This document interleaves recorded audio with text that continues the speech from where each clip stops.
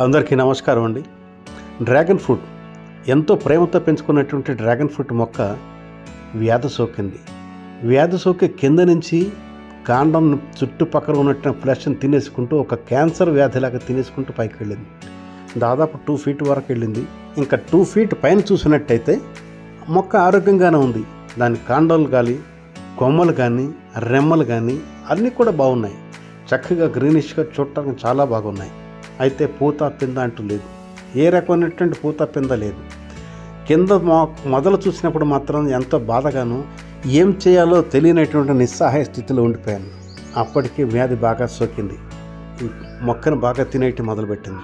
అప్పుడు నాకు వచ్చిన ఆలోచన వేపపిండితో దీన్ని కట్టి చూస్తే ఎలా ఉంటుందా అని చెప్పని కుళ్ళిపోయినటువంటి భాగం చుట్టూతా వేపపిండితో కట్టుకట్టాను.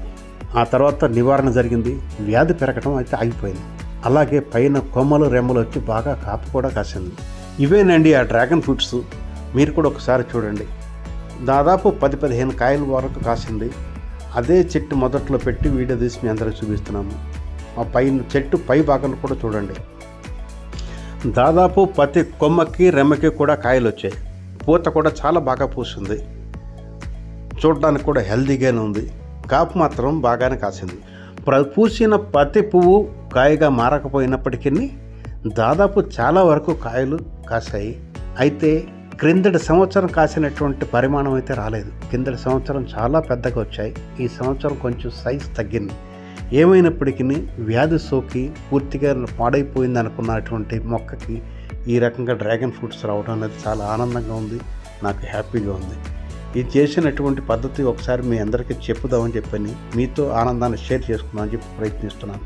అయితే పెస్ట్ సోకి, వ్యాధి సోకి ఇటువంటి మొక్కలు డ్యామేజ్ అయినప్పుడు దానికి ఎక్స్ట్రా న్యూట్రియంట్స్ కూడా అవసరం అవుతాయి. కాబట్టి నేను మా సహజంగా వాడేటువంటి లిక్విడ్ ఫర్టిలైజర్ WDC లాంటి లిక్విడ్స్ ఇవ్వడంతో పాటు చెక్కపిండి నేను వాడుతూ ఉంటాను. ఆ చెక్కపిండి వేయడానికి ముందుగా కుండీలో మట్టి పై భాగాన్ని అంటే పై పొరను కొంచెం కొళ్ళగించేసేసి ఈ చెక్కపిండి వేసి దానిపైన WDC కానీ, OWDC కానీ, లేక ద్రవజీవామృతం కానీ ఇటువంటి కనుక పోసినట్టయితే రిజల్ట్ బాగుంటుంది.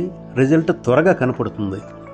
అంతేకాకుండా మీరు వేసే చెక్కపిండి ఒకసారి కనుక వేరుశెనగ వేసినట్టయితే మరొకసారి తెలగపిండి వేయండి. ఆ తర్వాత వేసేప్పుడు మరొక పిండి వేయండి. ఇంకా దీనికి నీటి అవసరం చాలా తక్కువ ఉంటుంది కాబట్టి WDC కానీ, OWDC కానీ లిక్విడ్ రూపంలో ఇచ్చేది అది కూడా చాలా తక్కువగా ఇవ్వండి. ఇంకా డ్రాగన్ ఫ్రూట్ని హార్వెస్ట్ చేసిన తర్వాత మొక్క ఎలా ఉందో ఒకసారి చూడండి. డ్రాగన్ ఫ్రూట్స్ ఎలా ఉన్నాయి, వాటి కలర్ కూడా ఒకసారి చూడండి. నాకైతే చాలా బాగా నచ్చింది. ఇంకా ఫ్రూట్స్ అన్నీ కూడా హార్వెస్ట్ చేసిన తర్వాత మొక్క అంతా పోసిపోయినట్టుంది. ఇంకా హార్డ్ ప్రూనింగ్ చేయాలి.